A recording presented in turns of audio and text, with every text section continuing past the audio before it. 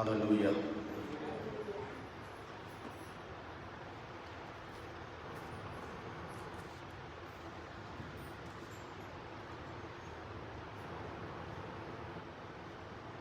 దేవునికి స్తోత్రం. ఈ యొక్క కరోనా భయంకరమైన పరిస్థితుల్లో మనందరం కూడా ప్రభు పాద సన్నిధిలో ప్రభువును గణపరచడానికి ఏక మనస్సు కలిగి ఇక్కడికి వచ్చాం. అయితే ఈ యొక్క పరిస్థితుల్లో ప్రభువును కలుసుకోవలసిన సమయం ఆసన్నమైంది. అంటే రెండో రాకడ కోసం కాదు, ప్రభువుకు మనం దూరంగా ఉంటే కలుసుకోవలసిన సమయం, ప్రభువును కలుసుకోవలసిన సమయం ఆసన్నమైంది, వచ్చింది అని చెప్పడానికి ఇవన్నీ రుజువులు, ఇవన్నీ ముందస్తు గుర్తులు అనుకోవచ్చు. ఈ శ్రమకాలం, ఈ పరిస్థితులన్నీ నిజదేవుణ్ణి కలుసుకొనుటకు సాధనాలుగా ఉంటా ఉన్నాయి. ప్రేమ దేవుని బిడ్డలారా, ఈరోజు చాలామంది ఈ పరిస్థితులన్నింటిని బట్టి, ఈ స్థితులన్నింటిని బట్టి నిరుత్సాహంతో, ఏమోలే ఈ పరిస్థితులు ఏమిటో అని చాలామంది నిరుత్సాహపడిపోతున్న పరిస్థితిలో కనబడుతూ ఉన్నారు. నేను ఒక సహోదరుని కలిసి, బ్రదర్, ఎందుకంత బాధపడుతున్నావు? నీ దేవుడు శక్తిమంతుడు కదా, ప్రభువుని అంగీకరించావు కదా, మరి ప్రభు దగ్గర ప్రార్థన చేస్తున్నావా? ప్రతిరోజు ప్రభుతో కలుసుకుంటున్నావా అని అడిగితే ఆయన అన్నాడు, చేయట్లేదన్నా అన్నాడు. అయ్యో అదేంటి, ఎన్ని రోజులుగా నువ్వు ప్రభుని ఎరుగున్నావు, ప్రభు పాద సన్నిధిలో ఉండడం నేర్చుకున్నావు, మరెందుకు ప్రార్థన చేయలేకపోతున్నావు అని అడిగితే, ఏమన్నా చేయాలనిపించట్లేదు, చెయ్యబుద్ధి కావట్లేదు, పరిస్థితులు అడ్డొస్తూ ఉన్నాయి, బాధలు, ఇబ్బందులు ఒకదాని వెంట ఒకటి నా మీద పడుతూ నేను ప్రార్థన చేయడానికి అనుకూలతనివ్వట్లేదు. నేను ప్రార్థన చేయాలనుకుంటానా, ఏదో ఒక సమస్య నా మీద బట్టి నన్ను నెట్టేస్తూ ఉంది. ముందుకు వెళ్దామనే ప్రయత్నం చేస్తానా, ఏదో ఒక దుఃఖం, బాధ, సమస్య నన్ను ఇబ్బంది పెడతా ఉంది. కనుక ప్రార్థన చేయడం నా వల్ల అవ్వట్లేదు అని అన్నాడు. అయితే అప్పుడు నేను ఆ సహోదరుని విషయంలో ప్రార్థన చేస్తున్నప్పుడు ప్రభువు ఒక సంగతిని బలంగా నా హృదయంలో పెట్టాడు. ప్రేమ దేవుని బిడ్డలారా, ప్రభుతో ఒక సంబంధాన్ని మనం ఏర్పాటు చేసుకోకపోతే, ప్రభుతో ఒక సహవాసాన్ని మనం ఏర్పాటు చేసుకోకపోతే, ప్రభుతో ఒక స్నేహాన్ని మనం ఏర్పాటు చేసుకోకపోతే, ఆయనతో గడపకపోతే పాపం అంతకంతకు, సమస్య అంతకంతకు మన జీవితంలో ఎక్కువైపోతూ ఉంటుంది. ఎందుకంటే మన శత్రువైన అపవాది, మన శత్రువైన దురాత్మ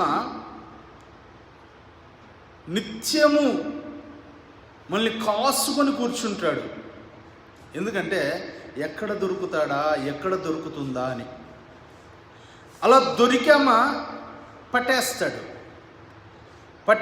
పట్టేసిన వాడు వదిలేస్తాడా? వదలకుండా ఇంకొన్ని తోడు చేసుకొని ఇన్స్టాల్మెంట్ లాగా మన బలాన్ని బట్టి వాడు బలప్రయోగం చేస్తూ ఉంటాడు. వాడి యొక్క ముఖ్య ఉద్దేశం ఏమిటంటే, మనము దేవునితో గడపడము తగ్గాలి, మనం దేవునితో సహవాసం చేయడం తగ్గిపోవాలి అనేది వాడి ప్రయత్నం. ఈ ప్రయత్నాలన్నింటినీ వాడు సఫలం చేసుకోవడానికి మన జీవితంలో కొట్టే మొదటి దెబ్బ ప్రార్థనలో గడపకుండా ఉండేలా చేస్తాడు. దానికోసం సకల ప్రయత్నాలు చేస్తాడు. లేదా తప్పుడు బోధలోని తీసుకెళ్తాడు, లేదా నిరుత్సాహం కలిగేటట్టుగా చేస్తాడు, లేదా నువ్వు సహవాసంలో ఉండకుండా దూరం ఉండేటట్టు చేస్తాడు, లేదా నువ్వు ఎవరితో అయినా కక్ష సాధింపు ప్రారంభించేటట్టుగా చేస్తాడు, లేదా నీ లోపల గర్వం వచ్చేటట్టుగా చేస్తాడు. ఇలా ఏదో ఒకటి చేసి నీ యొక్క సర్వశక్తిమంతుడైన నీ తండ్రిని నీకు దూరమయ్యేటట్టుగా చేస్తాడు. గమనించాలి, వాడి యొక్క ముఖ్య ప్రయత్నము, ముఖ్య ఉద్దేశము అదే. ఆలోచించాలి మనందరం కూడా. ప్రేమ దేవుని బిడ్డలారా, ఈరోజు చాలామంది క్రైస్తవులు, క్రైస్తవేతరులు ఎందుకు ఇబ్బందుల పాలవుతున్నారు అంటే నిజ దేవునితో సహవాసం సరిగ్గా లేనందుకే అని చెప్పొచ్చు. మన ఆది పితరుడైన ఆదామును మనం గమనిస్తే ఎప్పుడైతే దేవునితో సహవాసాన్ని పోగొట్టుకున్నాడో, ఎప్పుడైతే దేవునితో ఉన్న స్నేహాన్ని పక్కన పెట్టుకున్నారో వారికి ఒక భయము ప్రారంభమైంది. దేవుడు పరలోకం నుంచి దిగివచ్చి రోజట్లాగే కలిసి మాట్లాడదామని వస్తే ఆదాము కనిపించలేదు. ఆదామా నువ్వు ఎక్కడా అని అడిగితే భయపడి మేము చెట్టు చాటును దాక్కున్నామన్నారు. ఎందుకయ్యా అలాగన్నావంటే నేను నీ దగ్గరికి రావడానికి నాకు శక్తి సరిపోవడం లేదు, నిన్న మొన్నట్లాగా నిన్ను కలవడానికి శక్తి సరిపోవడం లేదు, నా హృదయంలో ఏదో బాధకరమైన సంగతి బయటకు వస్తూ ఉంది, నువ్వు తప్పు చేశావు, నువ్వు తప్పు చేశావు, నువ్వు తప్పు చేశావు అని నా హృదయము నన్ను కృంగదీస్తూ ఉంది. కాబట్టి అయ్యా నేను నిన్ను కలవడానికి నాకు వీలు కలగడం లేదు. ఎందుకో నా హృదయంలో ఒక బాధ, నా హృదయంలో ఒక వేదన, నిన్ను కలవడానికి వీలు కలగలేనంత ఒక గోడ నాకు మీకు మధ్యలో అడ్డొచ్చినట్టుగా నాకు కనబడుతూ ఉంది. నిన్ను చూడాలంటే, నీ స్వరం వినాలంటే నాకు భయం వేస్తూ ఉంది అంటాడు ఆదాము. అలాగెందుకు జరిగింది? నువ్వు వద్దన్నది చేసావా అంటే అవునయ్యా చేశా. వద్దన్నది చేసావా? చేశాను. అప్పుడు అదే కలుగుతుంది. వద్దన్నది చేసిన తర్వాత మనకొచ్చే నష్టం ఏమిటంటే నీకు వ్యక్తిగతంగా ఏం నష్టం జరుగుతుందో తర్వాత జరుగుద్ది, కానీ ముందుగా జరిగేది ఏంటో తెలుసా? దేవునితో నీకున్న ప్రేమ, దగ్గరి సంబంధం, ఆ సహవాసం, ఆ స్నేహం, ఆ యొక్క దగ్గరి విధానం పక్కకు వెళ్ళిపోద్ది. ఇప్పుడు ఆయనతో నువ్వు కలిసి ఉండలేవు, స్నేహంగా ఉండలేవు. గమనించండి, బైబిల్ ఇలా సెలవిస్తూ ఉంది. ఒకసారి చూద్దాం. 4వ అధ్యాయం, ఆదికాండం 4వ అధ్యాయం 26వ వాక్యం. ఆదికాండం 4వ అధ్యాయం 26వ వాక్యం చదువుదాం.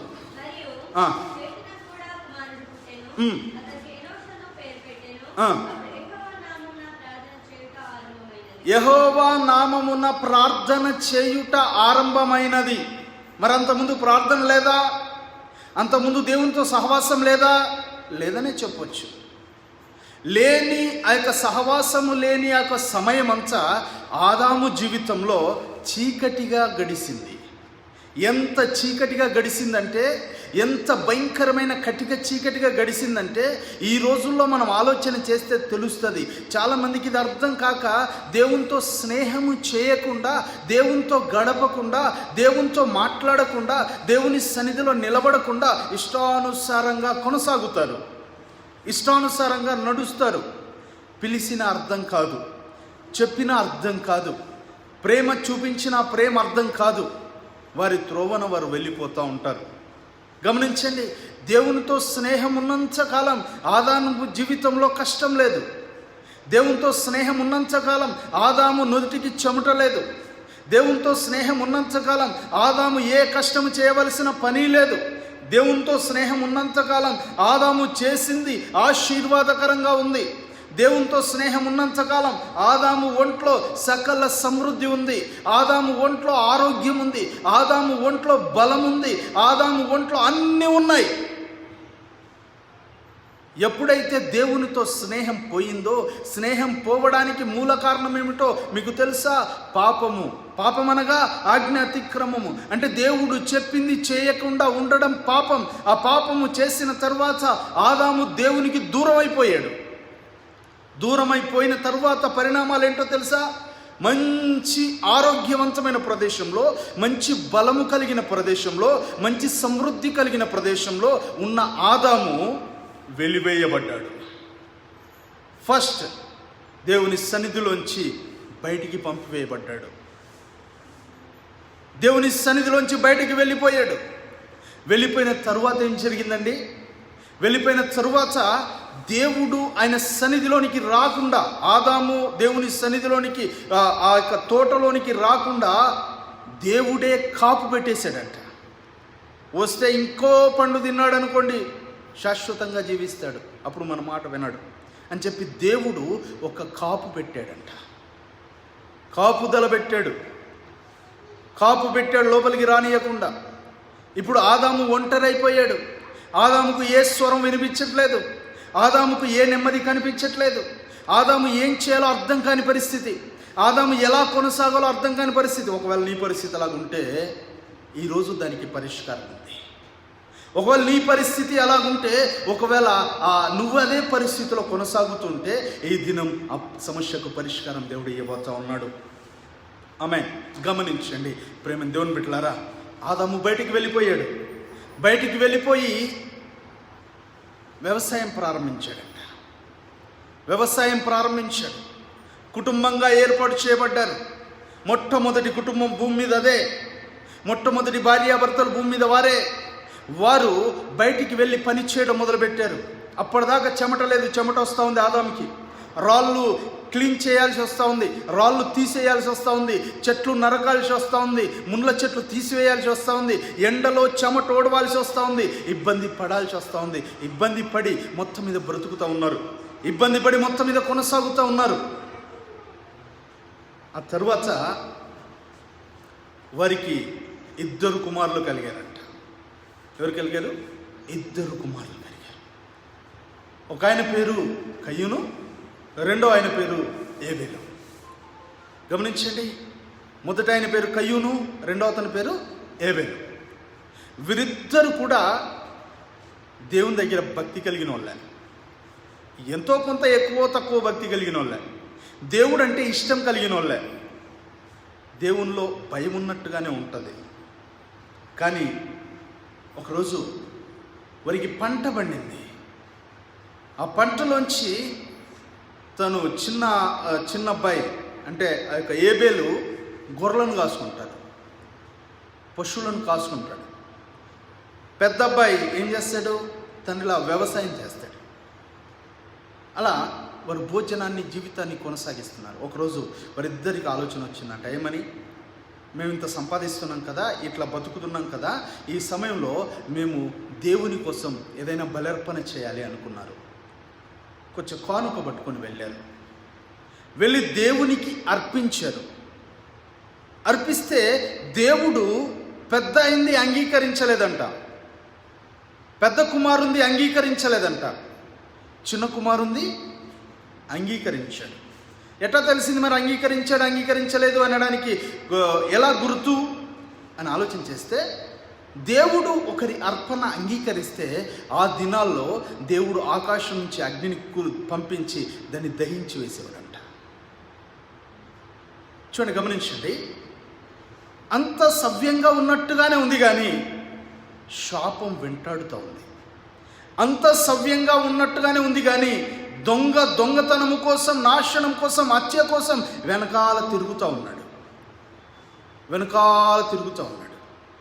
అది చాలా నెమ్మదిగా జరిగిపోతూ ఉంది. అలా వెళ్ళారు, అర్పించారు. దేవుడు అంగీకరించలే. దేవుడు అంగీకరించకపోతే నా తప్పేంటో అని చూడాల్సిన కయ్యూను, నా తప్పేంటో నేను సరి చేసుకోవాలని చూడాల్సిన కయ్యూను వెళ్ళిపోయి, నా అర్పణ దేవుడు అంగీకరిస్తాడు, నా అర్పణ అంగీకరించాడు, నా తమ్ముని అర్పణ అంగీకరిస్తాడా, అయితే వాడు భూమి మీద ఉండకూడదు అనుకున్నాడు. ఒకరోజు కపటంగా పొలంలోకి పిలిచాడంట. మాట్లాడుతూ అతన్ని కొట్టి చంపేశాడు. తమ్ముడిని కొట్టి చంపేశాడు. పెద్దవాడు అంతా కూడా అయిపోయాడు. గమనించండి ఒకసారి. ఇద్దరు పిల్లలు పుట్టారు. పెద్దోడు చిన్నోని చంపేశాడు. హత్య జరిగింది. అసలే సంతోషంలో ఉన్నవారు కష్టంలోకి వచ్చారు. ఎలాగోలాగా బతుకుతున్నాం అనుకునేసరికి ఏం స్టార్ట్ అయింది? గర్భశోకం స్టార్ట్ అయింది. గర్భశోకం స్టార్ట్ అయింది. ఇప్పుడు శత్రువు పంజా మీద పంజా విసురుతూ ఉన్నాడు. ఆదాముకి నెమ్మది లేదు. ఆదాము జీవితంలో సంతృప్తి లేదు. ఆదాము బ్రతుకులో నెమ్మది అస్సలే కనిపించట్లేదు. చిన్నోడు చనిపోయాడు. పోని పెద్దవాడైనా బాగుంటాడంటే దేవుడు చిన్నవాడిని చంపిన నిర్దోషి, అతని అర్పణ అంగీకరించాడు కదా దేవుడు. అతడు పరిశుద్ధుడుగా ఉన్నాడు కదా. అతన్ని చంపినందుకు పెద్దవాడిని దేవుడు శపించాడు. పెద్దవాడిని శపించాడు. ఏమని శపించాడు తెలుసా? నువ్వు ఈ భూమి మీద ఉండకుండా దేశదిమ్మరివై తిరుగుతావు అన్నాడు. దేశదిమ్మరైపోయాడు. ఇప్పుడు ఆదాముకు కలిగిన ఇద్దరు కుమారులు పేరు లేని వాళ్ళు అయిపోయారు. పేరుకి రాని వాళ్ళు అయిపోయారు. ఉపయోగానికి రాని వారు అయిపోయారు. సంతోషంలో ఉండేవారు కాకుండా పోయారు. అసలు పేరుకు పిల్లలయ్యారు కానీ ఆదాము వంశంలో కనిపించని వారు అయిపోయారు. ఆదాముకు ఎలాంటి సంతృప్తి ఇయ్యని వారు అయిపోయారు. కుటుంబంలో నెమ్మది లేదు. కుటుంబంలో సమాధానం లేదు. కుటుంబంలో సంతోషం లేదు. కుటుంబంలో తృప్తి కలిగి ఉండే పరిస్థితి లేదు. ఈ పరిస్థితిలో వారి జీవితం కొనసాగుతూ ఉంది. గమనించండి.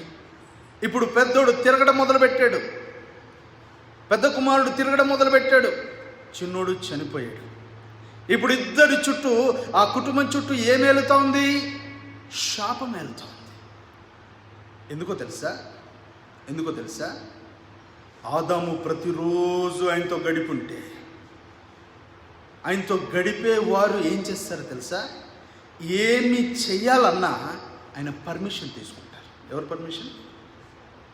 దేవుని యొక్క పర్మిషన్ తీసుకుంటారు. ఏమి చేయాలన్నా క్రైస్తవుడైన ప్రతి వాడు ఇల్లు ప్రారంభించాలంటే ఏం చేస్తాడు? పాస్టర్ గారిని తీసుకొచ్చి ప్రార్థన చేయించాలనుకుంటాడు. మంచిది.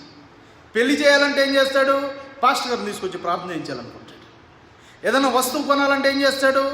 పాస్టర్ గారిని తీసుకొచ్చి ప్రార్థన చేయాలనుకుంటాడు. కానీ కొంతమంది ఏమి చేసినా ప్రార్థన చేయించడం కానీ ప్రార్థన చేసుకోవడం కానీ చేయరు. వారికి నచ్చినట్టు చేసుకుంటూ వెళ్ళిపోతారు. ఇప్పుడు అవ్వ ఆదాం ఏం చేయాల్సింది?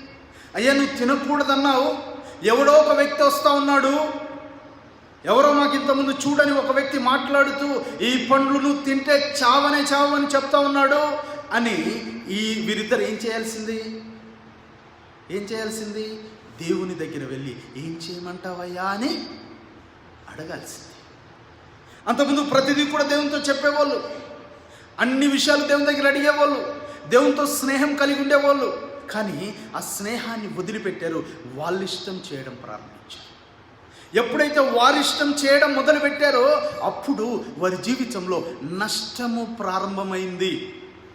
వారి జీవితము శాపగ్రస్తం అవ్వడం ప్రారంభమైంది. వారి జీవితంలో నెమ్మది అనేది కరువయ్యే పరిస్థితి ఏర్పడింది. ప్రేమ దేవుని బిడ్డలారా, జ్ఞాపకం చేసుకోండి. ఈరోజు దేవుని సన్నిధిలో ఉంటున్న మనం, దేవుని సముఖంలో ఉంటున్న మనం నామకార్థంగా వచ్చిపోతున్నామా? ఏదో ఆదివారం రావాలి కాబట్టి అని వచ్చిపోతున్నామా? లేకపోతే అమ్మో వెళ్ళకుండా ఏమైనా జరుగుద్దేమో అని వచ్చిపోతున్నామా? ఆలోచించాలి. దేవునితో స్నేహం చేస్తూ వస్తున్నామా? దేవునితో స్నేహం చేస్తే జరగబో వాటిని నీకు బయలుపరుస్తాడు ఆయన. దేవునితో స్నేహం చేస్తే నీకు ఏ ఆపద కలగకుండా ఆయన కాపాడుతూ ఉంటాడు. నీకు ముందుగా దూతను పంపి నడిపిస్తాడు. వారు దేవునితో స్నేహం చేయలేదు. కొత్త వారు వచ్చారు కదా అని పరిచయాలు పెంచుకున్నారు. కొత్తగా కనబడుతున్నారు కదా, మంచి మాటలు ఏదో నాకు ఇష్టమైన మాటలు చెప్తున్నాడు కదా, అవును ఇదే దేవుని పోలికగా మీరు తయారు చేయబడతారన్న ఆ మంచి మాట చెప్తున్నారు కదా, ఆ మాటకు లోబడదాం అనుకున్నారు. నష్టాన్ని కొని తెచ్చుకున్నారు. గమనించండి. చివరికి ఏం జరిగింది తెలుసా? కుటుంబం అవస్థల పాలైంది. కుటుంబంలో నెమ్మది లేకుండా అయిపోయింది. గమనించండి, సొంత ఆలోచనతో సిద్ధపరుచుకున్న ప్రతిదీ కూడా స్థిరత్వంలోకి రాలేదు.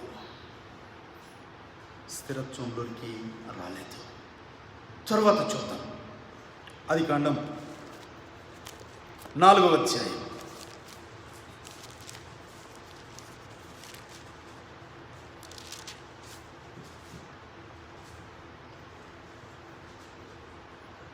25 చదవాలి.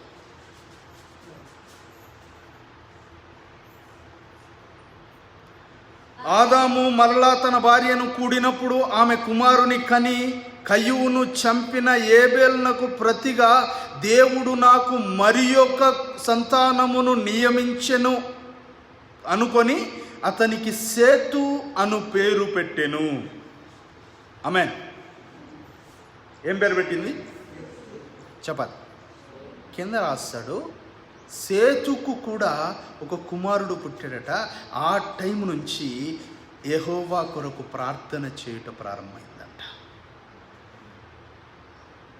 అస్తవ్యస్తమైన కుటుంబం, భయంకరంగా మార్చబడిన కుటుంబం, దుఃఖము చేత నింపబడిన కుటుంబం, ఏది చేసినా సమాధానము లేకుండా కుంటుబడిపోతున్న కుటుంబం, ఏది చేసినా నష్టపోతున్న కుటుంబం ఎప్పుడు తిరిగి పునరుద్ధరించబడతాదో తెలుసా? ఎప్పుడు తిరిగి నూతనపరచబడతాదో తెలుసా? గమనించండి, దేవుని దగ్గర ప్రార్థన చేసినప్పుడు మాత్రమే. ఈ లోకంలో ఏం జరుగుతుందో మనకు తెలియదు, ఏం జరుగుతుందో మనం గుర్తుపట్టలేము.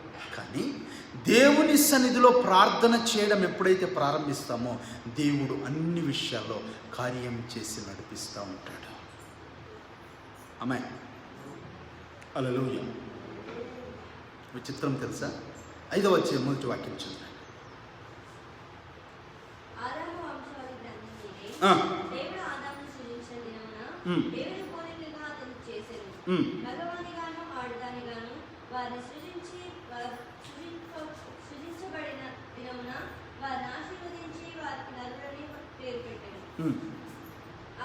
130 ఏళ్ళు బ్రతికి తన పోలికగా తన స్వరూపమున కుమారుని కని అతనికి షేతు అని పేరు. ఆమేన్. గమనించండి, ఎవరిని దేవుడు లెక్కలోకి తీసుకొస్తున్నాడు? ఆదాముకు అంతకుముందు పిల్లలు ఉన్నారా లేదా చెప్పాలి. ఆదాము అవ్వలకు అంతకుముందు పిల్లలు ఉన్నారా లేదా? ఎవరు? కయ్యూను, ఏబేలు కదా. కయ్యూను, ఏబేలు అను ఇద్దరున్నారు, కానీ వారు వంశావళిలోనికి రాలేదు. విచిత్రం అది. గమనించండి, ఇప్పుడు వంశావళి కోసం మాట్లాడేటప్పుడు ఎవరిని ప్రారంభంగా తీసుకున్నాడు దేవుడు? సేతును ప్రారంభంగా తీసుకున్నాడు. ఎందుకయ్యా సేతును ప్రారంభంగా తీసుకున్నావంటే అతని జీవితము, అతని బల ప్రారంభము ఎలా ప్రారంభమైందండి? యెహోవాకు ప్రార్థన చేయుటతో ప్రారంభమైంది. ప్రార్థన చేయడానికి టైం దొరకలేదయ్యా, చర్చికి రావడానికి టైం దొరకట్లేదయ్యా, అయ్యా దేవుని సన్నిధిలో ఉండడానికి టైం దొరకట్లేదయ్యా, మిగతా వాటన్నిటికీ టైం దొరుకుతుందన్నావు అనుకో, నువ్వు నష్టంలో వెళ్ళిపోతావు. ఇబ్బంది పడాల్సిన పరిస్థితి ఏర్పడే అవకాశాలు ఉన్నాయి. అంటే ఎవరు దేవుని దృష్టిలో విలువ కలిగిన వారు? ఎవరు దేవుని ఎన్నికల్లో ఉన్నవారు చెప్పండి? చెప్పాలి. ప్రార్థన చేసేవారు. ఆమేన్. హల్లెలూయా. నువ్వు ప్రతిరోజు ప్రార్థన చేయగలుగుతున్నావా? నీ సంకటములన్నీ తొలగిపోతాయి. ప్రతిరోజు దేవుణ్ణి అడగకుండా, దేవుని సన్నిధిలో ఉండకుండా, దేవుని దగ్గర ఏ ఆలోచన తీసుకోకుండా నీకు నీవుగా చేసుకుంటూ వెళ్ళిపోయావా, నష్టాన్ని చూస్తావు. ఎక్కడో దెబ్బ పడాల్సి వస్తుంది, ఎక్కడో నష్టం చూడాల్సి వస్తుంది. హల్లెలూయా. ఎక్కడో నష్టం చూడాల్సి వస్తుంది. కనుక ప్రియమైన దేవుని బిడ్డలారా, దేవుని సన్నిధిలో నువ్వు ఎంత ఎక్కువ నిలబెట్టబడతావో అంత ఆశీర్వాదాన్ని నువ్వు పొందుకోగలుగుతావు. బైబిల్ ఒక మాట అంటది ఒక చోట, నీవు నీ సొత్తు కాదు, దేవుడు నిన్ను విలువ పెట్టి కొన్నాడు. ఎవరు నువ్వు? దేవుడు నిన్ను విలువ పెట్టి కొన్నాడు. ఏ విలువ? తన రక్తం అనే క్రయధనమును పెట్టి కొన్నాడు. అంటే నీవు నీ సొంతం కాదు, నువ్వు కొనబడిన దాసుడవు, నువ్వు కొనబడిన దాసురాలవు. దాసుడు దాసురాలు ఎప్పుడు కూడా సొంత నిర్ణయం తీసుకోవడానికి లేదు. సొంత ఆలోచన తీసుకోవడం ప్రారంభించావో, సొంత నిర్ణయం తీసుకోవడం మొదలుపెట్టావో, నువ్వు ఫెయిల్ అయిపోతావు. సొంత ప్రయత్నం చేస్తావో నువ్వు బలహీన పడిపోతావు. అది నీకు నష్టాన్ని తీసుకొచ్చి పెడతావు. హల్లెలూయా. ఆలోచించండి, దయచేసి ఆలోచించండి. ఈ కరోనా టైం, ఈ భయంకరమైన పరిస్థితి నీ జీవితంలో ప్రార్థనను పెంచేదిగా ఉండాలి. ప్రార్థనను పెంచేదిగా ఉండాలి. క్రైస్తవుడైన నీవు ప్రార్థనాపరుడుగా మార్చబడాలి. లాక్డౌన్ అయినా, ఇంటి దగ్గర ఉన్నా, ఎక్కడున్నా నువ్వు ప్రార్థనాపరుడిగా మార్చబడాలి. దేవుని దగ్గర అడిగేవాడిగా మార్చబడాలి. దేవునికి లోబడేవాడిగా మార్చబడాలి. దేవుని సన్నిధిలోనే బ్రతికేవాడిగా మార్చబడాలి. ఆమేన్. హల్లెలూయా. గమనించండి, నీ వంశం, నీ కుటుంబం, నీ జీవితం ఆశీర్వాదకరంగా మార్చబడాలంటే నీవు నీ జీవితాన్ని ప్రార్థనతో ప్రారంభించాలి. ప్రార్థనకు టైం దొరకట్లేదు, పొద్దున్నే లేసేసి ఇష్టం వచ్చినట్టు వెళ్ళిపోతున్నామంటే నీవు నష్టపోవడం కాదు, నిన్నొకడు నష్టపరుస్తున్నాడు. ఆ దినం నీ జీవితాన్ని దేవుని చేతిలోంచి తీసి నువ్వు అపవాది చేతిలో పెట్టావు. వీలైతే ఈ యొక్క కష్టకాలంలో రాత్రంతా ప్రార్థించు. మెలుకు వచ్చిన ప్రతిసారి మోకరించు. మెలుకు వచ్చిన ప్రతిసారి ఏదో ఒక విషయం కోసం కన్నీరు కార్చు. ఎందుకంటే మన కళ్ళ ఎదుట ఎంతోమంది చనిపోతున్నారు, ఎంతోమంది పాతిపెట్టబడుతున్నారు, ఎంతోమంది కనిపించకుండా పోతున్నారు. హల్లెలూయా. దేవునికి స్తోత్రం కలుగుగాక. విచిత్రం అర్థమైందండి. వారిద్దరు కుమారులు ఉన్నా వారు లెక్కలోకి రాలేదు. బైబిల్ ఒక లెక్క చూసింది ఎప్పుడైనా, ఏమని తెలుసా? వంశావళి లెక్కించేటప్పుడు పెద్ద కుమారుణ్ణి లెక్కలోకి తీసుకొచ్చింది. ఎవరిని? ఇంటికి పెద్దవాడిని వంశావళి లిస్టులో ఆ యొక్క గ్రంథంలో చేర్చింది. మళ్ళీ పెద్ద కుమారుడిని చేర్చింది. మళ్ళీ తర్వాత ఆ పెద్ద కుమారుని చేర్చింది. కానీ ఇక్కడ బ్రతికున్నవారు ఎవరో తెలుసా? ఆదాముకు మొదట పుట్టిన వారిలో బ్రతికున్నవారు ఎవరు? కయ్యూనే కదా, అవునా కదా? కయ్యూనా కదా? కయ్యూనే బతికున్నాడు. ఎవరు పేరు పెట్టాలి మరి? బైబిల్ లెక్క ప్రకారమైన ఎవరు పేరు పెట్టాలా చెప్పాలి? కయ్యూను పేరు పెట్టాలి. కానీ ఎవరు పేరు పెట్టాడు చెప్పాలి? సేతు పేరు పెట్టి వంశావళి గ్రంథంలో యొక్క ఆదాము వంశావళిని రాస్తూ ఈ ఆదాముకు పుట్టినవాడు ఎవరు? సేతు అని ప్రారంభించాడు. ఎందుకో తెలుసా? అతడు ప్రార్థనను ప్రారంభించాడు కనుక, ప్రార్థన చేసిన వాడు కనుక. హల్లెలూయా. దేవునికి స్తోత్రం కలుగుగాక. గమనించండి ప్రేమైన దేవుని బిడ్డలారా, ఈ దినం దేవుని సన్నిధిలో ఉన్న మనం ఒకసారి ఆలోచించాలి. ప్రార్థిస్తున్నామా?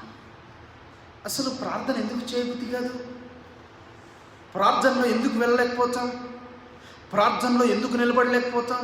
తెలుసా ఎందుకు నిలబడలేకపోతాము? తెలుసండి. హల్లెలూయా. ఫస్ట్ మన మనస్సు లోబడుటకు మనం అప్పచెప్పుకోవాలి. ఎవరికి? దేవుని మాటకు లోబడుటకు బంధించాలి. మొదట నీ శరీరాన్ని బంధించాలి, నీ శరీరాన్ని కంట్రోల్ చేయాలి. నడో మోకరించు అని చేయాలి. ఆ రెండో ఆటంకం ఏంటంటే మొబైల్ ఫోన్ను ఎంత మంచి ఫోన్ వస్తుందన్నా, ఎంత పెద్ద ఫోన్ మనకు వస్తుందన్నా, లేకపోతే ఎంత పెద్దవారి నుంచి ఫోన్ వస్తుందన్నా, మనము దేవుని దగ్గర గడిపేటప్పుడు, దేవుని కోసం నిలబడేటప్పుడు నిర్దాక్షిణ్యంగా దాన్ని చంపేయాలి, స్విచ్ ఆఫ్ చేసి పడేయాలి. నేను ఈ మధ్యకాలంలో ఏం చేస్తాను తెలుసా, ప్రార్థన చేయాలనుకుంటున్నప్పుడు చక్కగా ఫ్లైట్ మోడ్ లాగేస్తాను. ఫ్లైట్ మోడ్ పెట్టేసి పక్కన పడేసి ఎల్పి ప్రేయర్లో ఉంటాను. అమ్మాయి అలాగే ఈ మధ్య అంటున్నారు, అన్న మీ ఫోన్ కలవట్లేదన్నా, మీ ఫోన్ కలవట్లేదన్నా అంటున్నారు. చాలా మీ ఫోన్ స్విచ్ ఆఫ్ ఉందన్నా, నేనే స్విచ్ ఆఫ్ చేస్తాను. ఎందుకో తెలుసా, హల్లెలూయా.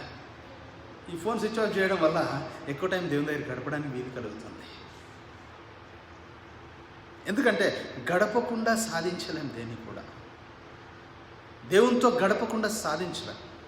నాకు ఈ లేఖన భాగం చదివినప్పుడు ఏమైపోతుంది, పెద్ద కుమారుడు కాకుండా పోయాడేంటి, మొదట పుట్టినవాడు అలా కుమారుడత్వాన్ని లేదా ఆ యొక్క వంశావళి దాంట్లో నిలబడలేకపోయాడేంటి?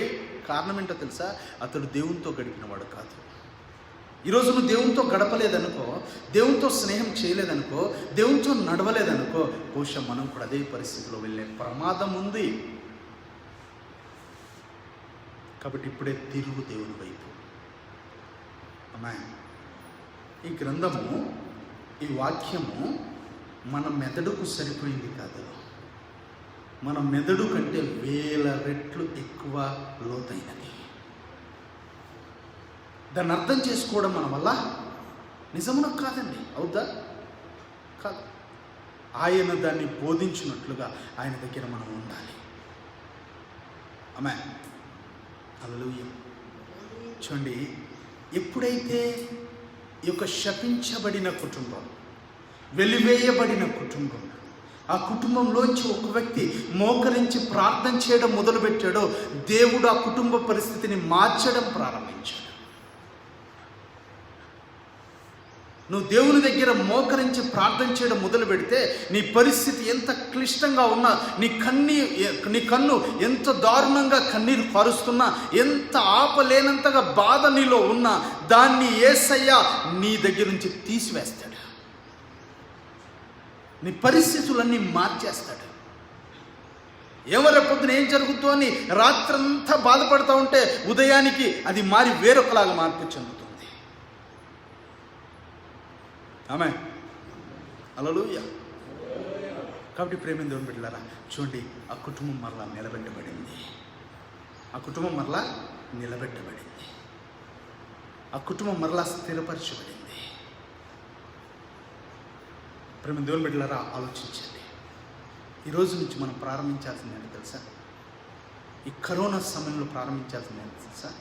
దేవుణ్ణి గణపరచడం, దేవుని సన్నిధిలో ప్రార్థన చేయడం, దేవుణ్ణి ఆరాధించడం, దేవుని సన్నిధిలో గడపడం. దేవునికి స్తోత్రం కలుగుగాక. ఆమేన్. చూద్దాం మరొక మాట, యోవేలు గ్రంథం 2వ అధ్యాయం. యోవేలు గ్రంథం 2వ అధ్యాయం 32వ వాక్యం చూద్దాం.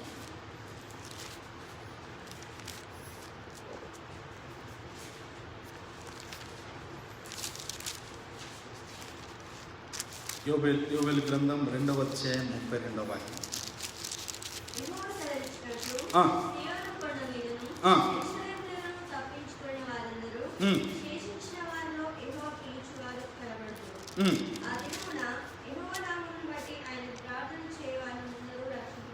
ఆమేన్, హల్లెలూయా. ఇప్పుడు కరోనాలో చాలా మంది చనిపోతూ ఉన్నారు. మరొక న్యూస్ ఏంటంటే, 3rd వేవ్ కూడా ప్రారంభమైంది. అది ఇంకా భయంకరమని న్యూస్లు వింటూ ఉన్నాం. ఆలోచించండి. ఇప్పుడు చాలామంది ఏం మాట్లాడుతున్నారంటే, ఈ కరోనా పూర్తయ్యేలోపు ఎంతమంది బతుకుతారో ఎంతమంది చనిపోతారో అర్థం కాని పరిస్థితి ఉంది అని. అయితే గమనించండి, క్రీస్తును అంగీకరించిన మన జీవితంలో ఈ రోజు వరకు నిలబెట్టబడ్డావు. నీవు స్థిరపరచబడి ఆయన పాదసన్నిధిలో స్థిరంగా ఉండాలి అంటే ఏం చేయాలంట? ఆయన సన్నిధిలో ప్రార్థన చేయాలి. చదువునని చెరువు.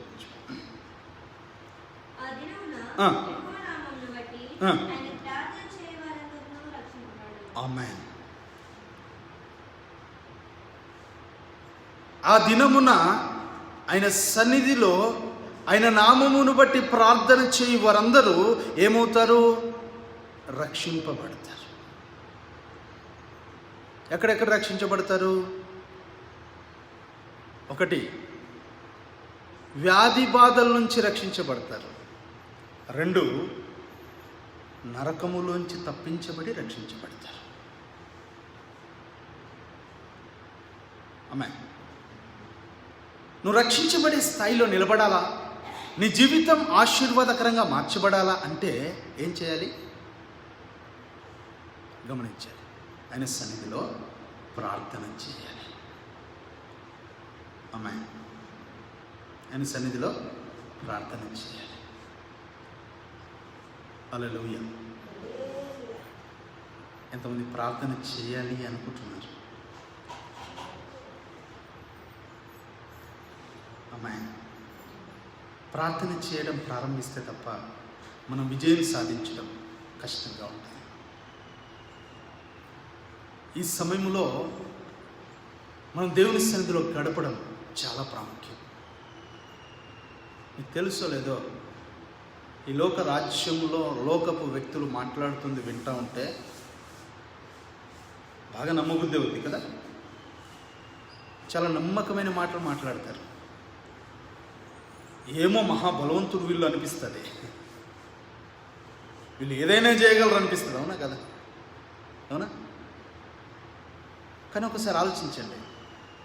వీరు ఏదైనా చేయగలుగుతారనేది వాస్తవమే అవ్వచ్చు, కానీ దేవుడు చేసేంత మాత్రం చేయరు. చేస్తారా? దేవుడు చేసేంత చేస్తారా? నీ సృష్టికర్త చేసేంత చేస్తారా? నీ సృష్టికర్త చేసేంత చేయలేరు. హల్లెలూయా. నాకు బాగా నచ్చిన ఒక మాట మీకు జ్ఞాపకం చేస్తాను. అబ్రహాం ఒకరోజు యుద్ధం చేసి వస్తున్నాడు. రాజులతో యుద్ధం చేసి, ఎవరి పక్షంగా అయితే యుద్ధం చేసి వారి సైన్యాన్ని, వారి ఆడవారిని, తర్వాత వారి ధనాన్ని తిరిగి తీసుకొస్తా ఉన్నాడు. తీసుకొస్తే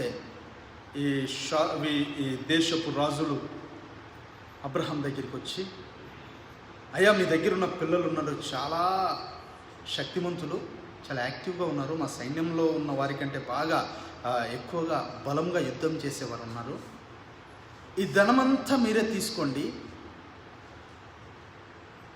మీకు కలిగి ఉన్న వాళ్ళను మాకు ఇచ్చేయండి అని అడిగారంట ఆ రాజు. అడిగితే అబ్రహాం ఏమన్నాడు తెలుసా? హల్లెలూయా. అబ్రహాం ఏమన్నాడు తెలుసా? నేను మీ మాట వినను. ఎందుకు వినను తెలుసా? ఈరోజు నువ్వు ధనం ఇస్తావు, రేపు పొద్దున ఏమంటావు? నేనే అబ్రహాము అంత ఆశీర్వదించబడడానికి కారణమైన మీరు చెప్తారు రేపు పొద్దున. అందుకని నన్ను దీవిస్తే నా దేవుడే దీవించాలి. చూడండి, ఆ మాట ఆదికాండం.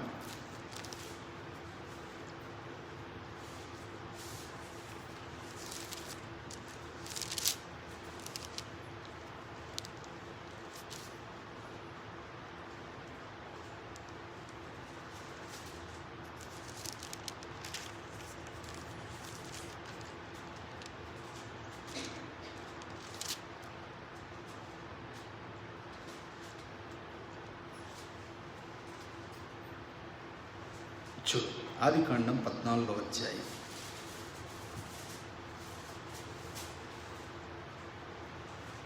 14 నుంచి చదవండి. అబ్రహాము తన తమ్ముడు చెరపట్టబడెనని విని తన ఇంట పుట్టి అలవర్చబడిన 310 మండుగురిని వెంటబెట్టుకొని దాను మట్టుకు ఆ రాజులను తరిమెను.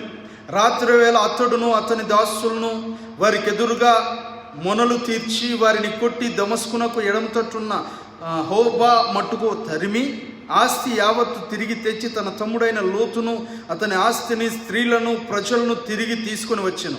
అతడు కదర్లాయో మేరుకు మీరును అతనితో కూడానున్న రాజులను ఓడించి తిరిగి వచ్చినప్పుడు సొదొమ రాజు అతని ఎదుర్కొనుటకు రాజులోయ అను షావే లోయ మట్టుకు బయలుదేరి వచ్చెను. మరియు షాలేము రాజైన మెల్కీసెదెకు రొట్టెను ద్రాక్షరసం తీసుకుని వచ్చెను. అతడు సర్వోన్నతుడగు దేవుని యాజకుడు. అప్పుడు అతడు అబ్రహామును ఆశీర్వదించి ఆకాశమునకు భూమికి సృష్టికర్త అయిన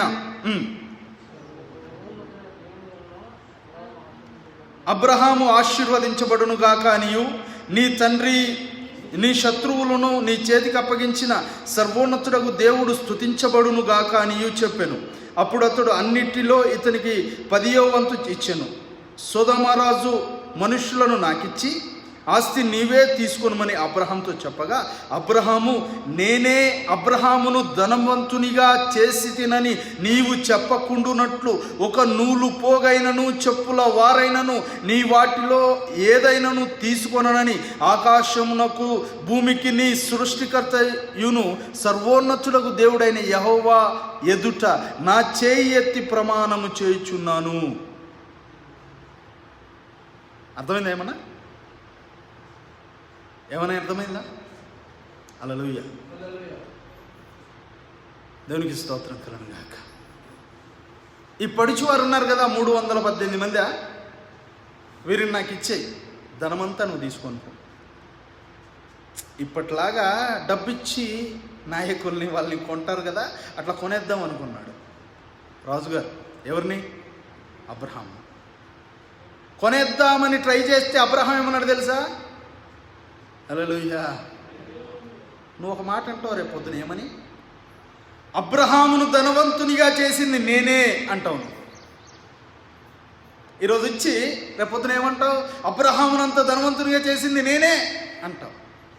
కాబట్టి నా దేవుడు నన్ను ఆశీర్వదించాడు అనేది కావాలి, కానీ ఒక మనుష్యుడు నన్ను ఆశీర్వదించాడు అనేది నాకొద్దు. కాబట్టి నాకు నీవిచ్చే దాంట్లో నూలు పోగైనా చెప్పుల వారైనా నాకొద్దు. నా దేవుడు నన్ను దీవిస్తాడు అన్నాడు. హల్లెలూయా, హల్లెలూయా. ఎంత బలమైన మాట అండి అది! ఎంత శక్తి కలిగిన మాట అండి చెప్పండి. మాట్లాడాలి, చాలా శక్తి కలిగిన మాట అది, బలమైన మాట అది. అందుకే అబ్రహాముకు దేవుడు గొప్ప బిరుదులు ఇచ్చాడు. ఏమంటాడు తెలుసా? అబ్రహాము నా స్నేహితుడు. అమ్మాయి, అబ్రహాము నా స్నేహితుడు అంటాడు. ఎందుకు స్నేహితుడయ్యా? ఇట్లాంటి రోషం కలిగిన వాడు కాబట్టి. ఇక్కడ తెలుసా, సొదొమ గొమొర్ర నాశనం చేయుటకు, ఆ పట్టణాలని పాడు చేయుటకు దిగి వచ్చినప్పుడు అబ్రహాం అడగలే, అయ్యా ఎటు పోతున్నావు నువ్వు, ఎక్కడి నుంచి వచ్చినావు, ఏం చేస్తావు, భూమి మీద ఏం పని మీద వచ్చినావు అడగలే. వాడు తెలుసా, దేవుడే కొంచెం ముందుకు పోయి, అమ్మో రేపు పొద్దున అబ్రహాము బహు బలము గల జనమవుతాడు కదా, నేను ఇప్పుడు సొదొమ గొమొర్రకు చేసేది దాస్తే రేపు పొద్దున్న నన్ను అడిగడానికో ఏంటి అన్నట్టుగా మాట్లాడతాడు అక్కడ. నేను ఈ విషయాన్ని అబ్రహాంకు దాస్తానా? నా స్నేహితుడు కదా, దాచగలనా? చూడండి ఒక మాట, అబ్రహాంకు నేను ఈ విషయాన్ని దాచలేనని ఆయనే వచ్చి అబ్రహాం దగ్గర ప్రస్తావించి, నేను సొదొమ గొమొర్ర లెక్క చూశాను, అది పూర్తి అయింది, దాన్ని నేను పాడు చేయడానికి వచ్చానని దేవుడే చెప్పాడు. ప్రేమ దేవుని బిడ్డలారా, దయచేసి జ్ఞాపకం చేసుకోండి. హల్లెలూయా. ఎందుకో తెలుసా, అబ్రహాముకు దేవునికున్న సంబంధం అట్లాంటిది. మరి మనకు దేవునికున్న సంబంధం ఎట్లాంటిదో ఆలోచించి, మనకు దేవునికున్న సహవాసం ఎట్లాంటిదో ఆలోచించి. అబ్రహాం ఎంతగా నమ్మాడో తెలుసండి. మనం మాట్లాడతాం మన విశ్వాసం గొప్పదంటాం, కొన్నిసార్లు మనం చాలా విశ్వాసవంతులం అంటాం. కాదు, అబ్రహాంకున్న రోషం కలిగిన విశ్వాసం ఏంటో తెలుసా? ఆఫర్ ప్రకటించారు ఏమని? ఇదిగో ఇన్ని వేల కోట్ల ఆస్తి ఉంది కదా, ఈ ఆస్తి నువ్వు తీసుకుపో, నాకు కేవలం నీ దగ్గర అడిగేది ఏంటి తెలుసా? ఈ 318 మందిలో కొంతమంది నాకు ఇచ్చేయన్న. ఎంత మంచి ఆఫర్! అని ఆఫర్ని అబ్రహాం ఏమన్నాడు తెలుసా? హల్లెలూయా, నాకు నువ్వు చెప్పేది ఏది నాకు వద్దు, నా దేవుడు నన్ను దీవించాలి, నా దేవుడు నన్ను ఆశీర్వదించాలి. ఈ మాట ఎప్పుడు చెప్పగలం? దేవునితో సహవాసంలో ఉన్నప్పుడు చెప్పగలం. దేవుని దగ్గర ప్రార్థన చేస్తున్నప్పుడు చెప్పగలం. దేవునితో మనం మాట్లాడగలుగుతున్నప్పుడు ఆ ధైర్యం ఉంటుంది. ఆ ధైర్యం ఉంటుంది. దేవునికి స్తోత్రం కలుగుగాక. ఆమేన్. ఆ ధైర్యం మనం కలిగి ఉంటాం ప్రేమ దేవుని దగ్గర. దేవునికి స్తోత్రం. హల్లెలూయా. అందుకే దేవుని దగ్గర ప్రార్థన చేసేవారు రక్షించబడతారు. అంటే క్రైస్తవుడికి ఏముండాలి? దేవునితో గడిపే లక్షణం ఉండాలి. దేవునితో స్నేహం చేసే లక్షణం ఉండాలి. దేవుని సన్నిధిలో నడిచే లక్షణం ఉండాలి. దేవునికి స్తోత్రం కలుగుగాక. ఆమేన్. దేవునితో నడిచే లక్షణం మనకు వస్తే మళ్ళీ ప్రపంచంలో ఎవ్వరూ ఏమీ చేయలేరు. అది మానేసిన దినమున పాపం మనల్ని ఏలుతుంది. పాపం మనల్ని ఏలితే అపవాది మనకు రాజు అవుతాడు. అపవాది మనకి రాజు అవుతే ఆ తర్వాత మనం నశించిపోతాం. నరకం మనకు ఇల్లు అవుతుంది.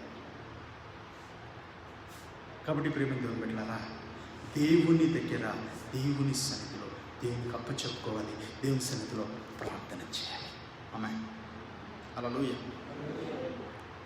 చూడండి మరొక మాట, జెఫన్యా గ్రంథం 3వ అధ్యాయం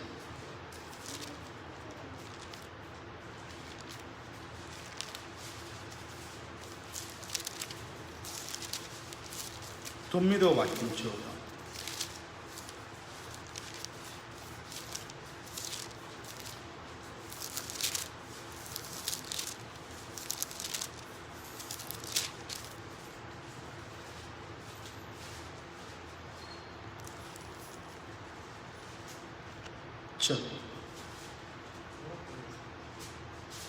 అప్పుడు జనులందరూ యెహోవా నామమును బట్టి ఏక మనస్కులై ఆయనను సేవించున్నట్లు నేను వారికి పవిత్రమైన పెదవులను ఇచ్చెదను. చెదిరిపోయిన వారై నాకు ప్రార్థన చేయు నా జనులు కూషు దేశపు నదుల అవతల నుండి నాకు నైవేద్యముగా తీసుకొని రాబడుదురు. ఆమేన్. దేవునికి స్తోత్రం. ఏమంటాడు? అర్థమవుతుందా? యెహోవా నామమును బట్టి ఏక మనస్సు. దేవుడు నీ విషయంలో కేర్ తీసుకోవడం మొదలు పెడతాడు. ప్రార్థన బహు శూర కార్యాలు చేస్తుంది. ప్రార్థన ఘన కార్యాలు చేస్తుంది. ప్రార్థన లేని వాటిని ఉన్నట్టుగా మార్చేస్తుంది. ప్రార్థన జీవిత విధానాన్ని నూతనము చేస్తుంది. ఆమేన్. స్వార్థపూరితమైన ప్రార్థన దేవునికి అది ఇష్టమైనది కాదు. ఆమేన్.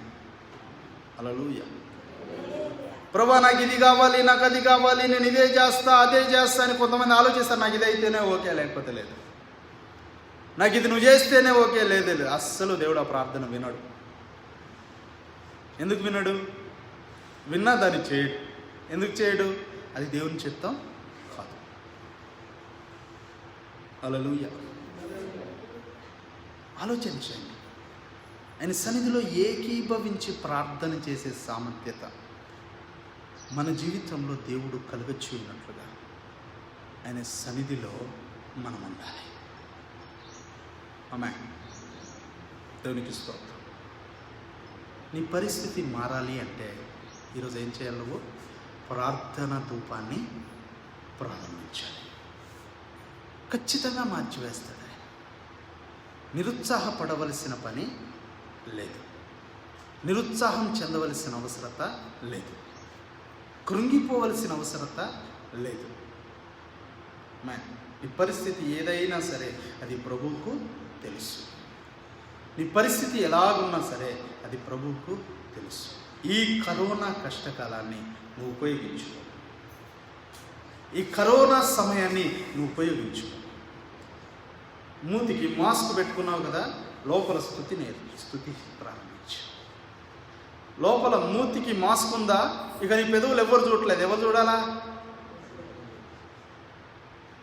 స్తోత్రం చెప్తా ఉండాలి, స్తోత్రం చెప్తా ఉండాలి. స్తుతి అర్పణ చేస్తూ చేస్తూ చేస్తూ చేస్తూ ఉండాలి. స్తుతి అర్పణ చేస్తూ చేస్తూ చేస్తూ చేస్తూ ఉంటే ఆత్మదేవుడు నీ పైకి దిగి వస్తాడు. ఆమేన్. హల్లెలూయా. దేవునికి స్తోత్రం కలుగుగాక. స్తుతి అర్పణ చేస్తూ ఉంటే దేవుని ఆత్మ నీ పైకి దిగి వచ్చి నిన్ను సంధిస్తాడు, బలపరుస్తాడు, నిలబెడతాడు. మాస్క్ పెట్టుకుని దేనికో తెలుసా? నీ పెదవులు మౌనంగా ఉండడం కోసం కాదు. దేనికోసం? బయటికి వినబడే మాటలు మాట్లాడడం బంద్ చేయి. ఏం చెయ్యి? ఈ మాస్క్ అడ్డం పెట్టుకొని దేవునికి వినబడేటట్టు మాట్లాడు అని అర్థం. ఎట్లా ఉంది? బాగుందా? హల్లెలూయా, హల్లెలూయా. నిజం తెలుసండి, 24 గంటలు ప్రార్థన చేయొచ్చు. 24 గంటలు ప్రార్థన చేసి ఎలా చేస్తా? నువ్వు మోకరించే ప్రార్థన చేయాలని ఏమీ లేదు. హల్లెలూయా. మోకరించే ప్రార్థన చేయాలని ఏమీ లేదు. నువ్వు ఎక్కడ చేసినా దేవుడు నీ ప్రార్థన వింటాడు. నీలో ఉన్న దోషం లేకుండా నువ్వు ఉండగలిగితే చాలు. నీలో పాపం లేకుండా ఉండగలిగితే చాలు. దేవుడు వద్దన్న చేయడం మానేసి నువ్వు ఎక్కడ ప్రార్థన చేయ దేవుడు వింటాడు. హల్లెలూయా. దేవునికి స్తోత్రం కలుగుగాక. గమనించు, ఐగుప్తులో ఉన్న ఇశ్రాయేలు అంట ఎక్కడ మొరపెట్టారు? అక్కడ దేవుని మందిరం ఏమీ లేదు, వాళ్ళు మోకరించలేదు. ఎక్కడ ఏడ్చారంట? వాళ్ళు ఐగుప్తులో ఏడ్చారు. ఎక్కడి నుంచి విన్నాడు ఆయన మొర? ఐగుప్తులోంచి విన్నాడు. అవునా? సంసోను ప్రార్థన చేశాడు. ఎక్కడ చేశాడు? చివరి ప్రార్థన ఎక్కడ చేశాడు? సంసోన్ చివరి ప్రార్థన ఎక్కడ చేశాడు? వాళ్ళ దేవ మందిరం, వాళ్ళ గుడి, వారికి ప్రసిద్ధమైన గుడి అది. ఫిలిస్తీన్లకు ప్రసిద్ధమైన గుడి, చాలా విలువ కలిగిన గుడి. ఆ టైంలోనే 2-3 ఫ్లోర్ల ఎత్తు కట్టారు దాన్ని. అట్లాంటి గుడిలో కట్టివేయబడ్డాడు. 2 చేతులు కట్టివేయబడ్డాడు. కాళ్ళకు చైన్లతో కట్టారు, కళ్ళు పీకేశారు. ఆ టైంలో చేస్తాడండి ప్రార్థన. ఎక్కడ? గుడిలో. యెహోవా, ఒక్కసారి నా మొర్ర వినవా, నా దోషములు క్షమించవా, ఇశ్రాయేలు దేవా, ఫిలిస్తీన్ల పైన పగ తీర్చుకొనుటకు ఒక్కసారి నాకు అవకాశం ఇయ్యవా అన్నాడు. ఆమేన్. బయట చేసినప్పుడు ఎలా విన్నాడో దేవుడు, అక్కడ కూడా అలాగే విన్నాడు. హల్లెలూయా. ఎలాంటి అభిషేకాన్ని బయట చేసినప్పుడు దేవుడు ఇచ్చాడో అక్కడ కూడా అలాగే ఇచ్చాడు. ఆమేన్. అలా తోయగానే తన జీవితకాలంలో శత్రువులను నాశనం చేసిన దానికంటే ఆ రోజు 2 కూడా చేసేదంట. ఆ గుడిని సర్వనాశనం చేసి పెట్టేసి. అంటే ఏమర్థమవుతుంది? చెప్పాలి, నీ మొర్ర వినడానికి సిద్ధంగా ఉన్నాడు ఆయన. నీ కుటుంబాన్ని బాగు చేయడానికి సిద్ధంగా ఉన్నాడు ఆయన. నీ బ్రతుకును బాగు చేయడానికి రెడీగా ఉన్నాడు ఆయన. ఆమేన్. హల్లెలూయా. దేవునికి స్తోత్రం కలుగుగాక.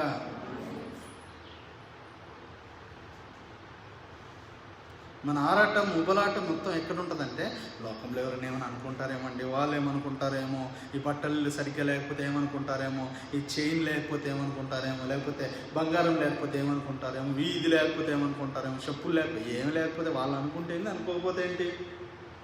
ఎవరు అనుకోవాలి మన కోసం? చెప్పండి, ఎవరు అనుకోవాలా? దేవుడు అనుకోవాలా? దేవుడు అనుకున్నాడు ఒకళ్ళ విషయంలో. ఎవరి విషయంలో? దావీదు విషయంలో. తల్లి తండ్రి ఎవరు అంతగా పట్టించుకున్న వ్యక్తి కాదు కదా. 4 గొర్రెలు ఇచ్చేశారు. ఈ గొర్రెల మేము దానికే పనికొస్తాం, ఇంకా దేని పనికోవాలని పంపించారు. వాళ్ళ అన్నలను మాత్రం ఉద్యోగాలు వచ్చినాయి, ఉద్యోగాల్లో చేర్పించారు. అవునా? అవునా కదా? తెలుసండి మీకు? వాళ్ళ అన్నలు ఉద్యోగస్తులు. ఏ ఉద్యోగం చేసేవాళ్ళు? సోల్జర్స్ వాళ్ళు. ఏది? మిలిటరీలో ఉన్నారు వాళ్ళు, మిలిటరీ ఉద్యోగం చేస్తున్నారు వాళ్ళు. కానీ నీకు ఏది లేదు, నువ్వు గొల్లరకాడనే పనికి వస్తావని, చదువు లేదు, ఏమీ లేదు, పంపించేశారు.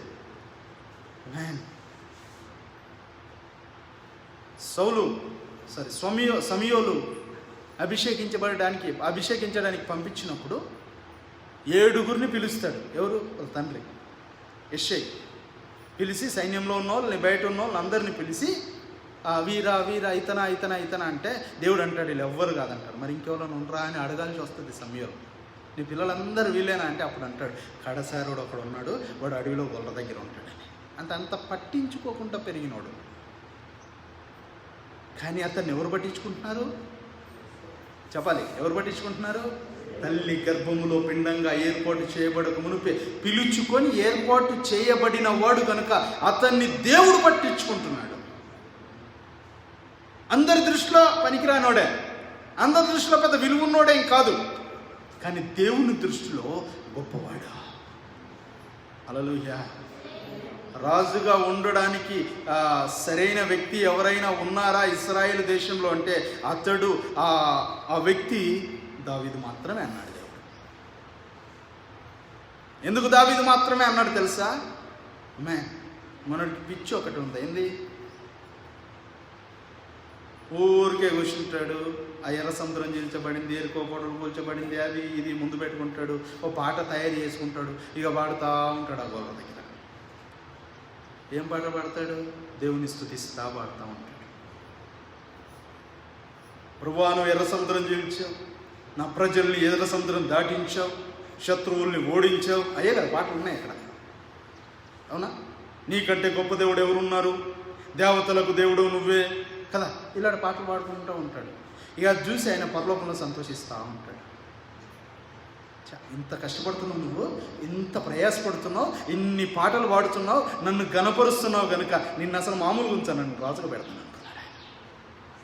ఇశ్రాయేలు 12 గోత్రాలకు నిన్ను పైన పెడతాను. నీ చదువు అక్కర్లేదు, నీ జ్ఞానం అక్కర్లేదు, తెలివి అక్కర్లేదు, ఎవరు నిన్ను పట్టించుకోవాల్సిన లేదు, నిన్ను నేను ఇశ్రాయేలు గోత్రాలన్నింటిలో పైన పెడతాను అనుకున్నాడు. పెట్టేసేది. ఈరోజు గుర్తుపెట్టుకోవాలి, వీళ్ళందరూ ఎవరు గుర్తించాల్సిన పని మనకు లేదు. సొంత అన్నదమ్ములు ఎంతమంది? 11 మంది అన్నదమ్ములు జోసెఫ్ని తీసుకెళ్ళి ఎక్కడ పడేశారు? పగతో కక్షతో ఎక్కడ పడేశారండి? గుంటలో పడేశారు. బతికున్నోడికి సచ్చినాడని ముద్రేపించారు కదా. అందరి మనసులో చచ్చిపోయాడు, సింహమో పులో వీడిని తినేసింది అని మొత్తం ఫేమ్ చేసేసారు, అందరికీ అర్థమయ్యేటట్టుగా చేసేసారు కదా. కానీ దేవుడు మర్చిపోలా.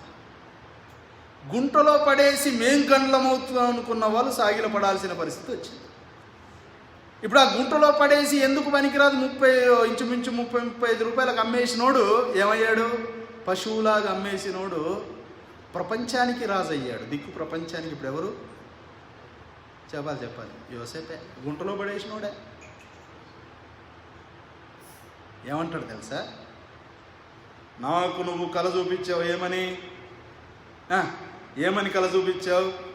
సూర్యచంద్రులు నాకు సాగిల పడతాయి, నక్షత్రాలు నాకు సాగిల పడతాయి అని కళ చూపించావు. అది నువ్వు చేస్తావు. నువ్వు చేసే దేవుడు, నువ్వు కళ చూపించినావంటే చేసేదేవుడు ఇదే స్తోత్రం చెప్తా ఉంటాడు అని పిచ్చేలే. అదే పిచ్చి.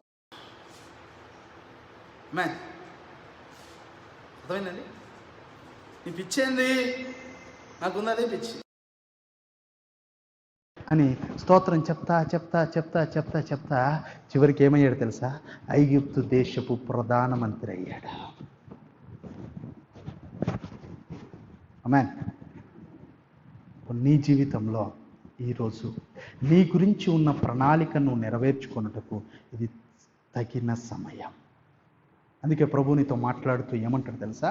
నువ్వు ఈ దినం నుంచి ప్రార్థన ప్రారంభిస్తే నీ జీవితం బాగు చేయబడుతుంది. ప్రార్థన ప్రారంభిస్తే నీ బ్రతుకు నూతనం చేయబడుతుంది. నువ్వెందులో ఇరుక్కొనున్నా, ఎందులో నువ్వు చిక్కుబడిపోయినా, ఎందులో నువ్వు బలహీనపడిపోయినా ఆయన లేపుతాడు నేను. మనుషుల్ని చూడకు, పరిస్థితులను చూడకు, పరిస్థితుల ప్రభావాన్ని చూడకు. అది ఏమైనా అవ్వనివ్వండి. ఎటు చూద్దాం? చెప్పాలి, యేసయ్య వైపు చూడాలి. హల్లెలూయా, హల్లెలూయా. చివరిగా ఇంకొక మాట చూద్దాం. కొరింథీ మొదటి పత్రిక 1వ అధ్యాయం 9వ వాక్యం. కొరింథీ మొదటి పత్రిక 1వ అధ్యాయం 9వ వాక్యం. మన ప్రభువు అయిన యేసుక్రీస్తు మన తన కుమారుని సహవాసములకు మిమ్మల్ని పిలిచిన దేవుడు నమ్మదగినవాడు. ఆమేన్. ఎందుకు పిలిచాడంట?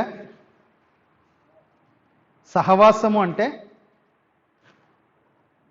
స్నేహం, కలిసి కూర్చోవడం, కలిసి నడవడం, కలిసి మాట్లాడుకోవడం కదా, పరిస్థితులు మాట్లాడుకోవడం. దీన్ని ఏమంటారు? సహవాసము అంటారు. అవునా? దేనికోసం పిలిచాడంట తండ్రి అయిన దేవుడు మనల్ని? నన్ను ఒక్కడిని కాదండి, కూర్చున్న మీ అందరినీ, వింటున్న మీ అందరినీ కూడా ఆయన దేనికి పిలిచాడంట చెప్పారు? ఎంత ఘనత ఆలోచించండి. ఆయన సహవాసమునకు పిలిచాడంట. ఎందుకు పిలిచాడండి? ఆయన సహవాసానికి కదా పిలిచాడు కదా. ఆయన అబద్ధం ఆడలేదంట, ఏదో చెప్పాలి కదా అని చెప్పలేదంట. ఎందుకు చెప్పాడంట? నమ్మదగిన వాడు గనుక పిలిచాడు. సహవాసంలోకి వస్తావా, దేవుని చిత్తం నెరవేరుస్తావు. ఆయన సహవాసంలోకి వస్తావా, దేవుని చిత్తం నెరవేరుస్తావు. ఆయన సహవాసంలో ఉండకుండా నీకు నచ్చినట్టు చేసుకుంటూ వెళ్ళిపోతావా, నీ టైం వేస్ట్ అవుతుంది. సంసోనుకు దేవుడు చాలా అవకాశాలు ఇచ్చాడు మారడానికి, కానీ హృదయం కఠినం చేయబడింది. కఠినపడి చివరికి అయినా దేవుడు వదలలేదు. చివరికి తన జీవితాన్ని వ్యర్థం చేసుకున్న తర్వాత, తన కళ్ళు ఊడబీకేసి ఒళ్ళంతా నాశనమైపోయి హూనమైపోయిన తర్వాత అప్పుడు చేశాడు ప్రార్థన. బాగా చిక్కుపడిపోయిన తర్వాత కదా అప్పుడు చేస్తే ప్రార్థన. ఆ ప్రార్థన దేవుడు అంగీకరించాడు, కానీ తను బ్రతికించడానికి అంగీకరించడా. హల్లెలూయా. ఆయన పిలుస్తున్నాడు నిన్ను సహవాసానికి. కాబట్టి ఈరోజు ప్రారంభించి ఏంటది? ఈ కరోనా సమయంలో ఖాళీగా ఉండకు. ఏం చేయి? ప్రతి సమయాన్ని దేవుని సన్నిధిలో గడపడానికి వినియోగించు. కరోనా దాటిన తరువాత నువ్వు 100 మందికి సహకారిగా మార్చబడతావు. ఎలాగొస్తుందయ్యా? ఆయన ఇస్తాడు ఎలాగోలా. ఆయన సర్వ సంపదల గని, ఆయన శ్రీమంతుడు. సమస్త సృష్టిలో ఉన్న ప్రతిదీ కూడా ఆయనవి. ఆయన ఒక్క మాట సెలవిస్తే వెండి బంగారాలు సమస్తం కూడా మన దగ్గరికి బహుమతులుగా తేబడతాయి. అమ్మా, గమనించండి. ప్రభు నిన్ను ప్రేమిస్తున్న ఈ ప్రేమను, ప్రభు నీ కోసం మాట్లాడుతున్న ఈ మాటల్ని ఈరోజు నువ్వు అర్థం చేసుకోవాలి. హల్లెలూయా. దేవునికి స్తోత్రం కలుగును గాక. మనం పాపంలో ఉంటే, ఆజ్ఞ అతిక్రమంలో ఉంటే ప్రార్థన చేయలేము. ప్రార్థనకు ఆటంకం అవుతుందంటే ఏదో వ్యతిరేకత మనలో ఉంది, గుర్తుపెట్టుకో. ప్రార్థన చేసే మనస్సు మనకు రావట్లేదంటే మన లోపల దోషకృతం ఉంది, గుర్తుపెట్టుకో. దాన్ని తీసేయమని అడుగుదాం ప్రభు దగ్గర. దాన్ని నాలోంచి తీసివేయి ప్రభు అని అడుగుదాం. నటనతో కూడింది కాదు, పూర్ణ హృదయంతో, పూర్ణ విశ్వాసంతో, పూర్ణ తగ్గింపుతో ప్రభుని అడుగుదాం. గమనించండి, ఆయన దగ్గర గడిపితే ఆయన మన జీవితంలో కార్యం చేయడానికి సిద్ధంగా ఉన్నాడు. ఆయన మన బ్రతుకులో కార్యం చేయడానికి ఇష్టపడుతున్నాడు. మన బ్రతుకులో ఈ దినమే గొప్ప కార్యం ప్రారంభం కాబోతా ఉంది. ఈ కరోనా సమయం భయంకరంగా ప్రపంచం వణుకుతున్న సమయంలో విజయంతో సాధించడానికి ఇది నీకొక ఆధారం. హల్లెలూయా, హల్లెలూయా. కాబట్టి లోకంతో ఆలోచించకు, ఇంత సమయం లేదు. లోకంను గురించి ఆలోచించే సమయం లేదు. లోకంను గురించి పట్టించుకునే సమయం లేదు. లోకం నాకు కావాలి అనుకునే పరిస్థితి కాదు. ఏం కావాలి? దేవునితో స్నేహం కావాలి, దేవుని సన్నిధిలో గడపడం కావాలి, దేవుడు నాతో మాట్లాడటం కావాలి, నీతో మాట్లాడటం కావాలి. ఆమేన్, హల్లెలూయా. దేవునికి స్తోత్రం కలుగును గాక. గమనించండి ప్రేమ దేవుని బిడ్డలారా, ఈరోజు ప్రభువు నిన్ను ప్రేమిస్తూ ఉన్న ఈ ప్రేమను అర్థం చేసుకొని ఈరోజు ఒక తీర్మానం చేసుకుందాం. కష్టమే అన్నట్టుగా అనిపించిన కష్టాన్ని పక్కన పెట్టి దేవుని కోసం ఒక సమయాన్ని కేటాయించి దేవుని సన్నిధిలో గడుపుదాం.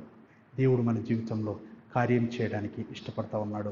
మోకరించండి, ప్రార్థన చేసుకుందాం. ప్రభువా, నా జీవితంలో ఈ నష్టాన్ని, వ్యర్థతను, సమస్తాన్ని తీసివేసి నీతో గడిపే కృపను దయచేయను ఆయన. నీ పాద సన్నిధిలో బ్రతికే బ్రతుకును నాకు దయచేయను ఆయన. నీ చిత్తంలో నిలబడే కృపను అనుగ్రహించిన ఆయన. ప్రార్థన చేద్దాం. ఆయన తన యొక్క కుమారుని సహవాసానికి మనల్ని పిలుస్తూ ఉన్నాడు. ఆ పిలుపునకు మనం లోపడదాం. ఆ పిలుపునకు మనం ఒప్పచెప్పుకుందాం. ఆ పిలుపు కోసం మనల్ని మనం ఆయన చేతిలో పెట్టుకుందాం.